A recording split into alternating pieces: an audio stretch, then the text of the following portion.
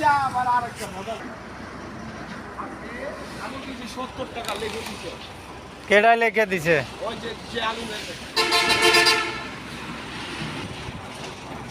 এখন 3টার উপরে বাজে আমাকে স্টেশনে ঢুকতে হবে এই এখন আবার স্টেশনে যাবে কমলাপুর স্টেশন প্রয়োজন মতো খালি যাইতে হবে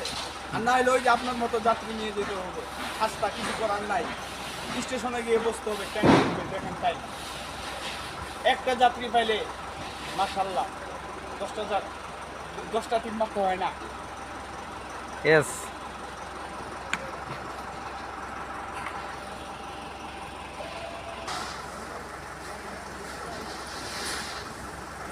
লাগাবো না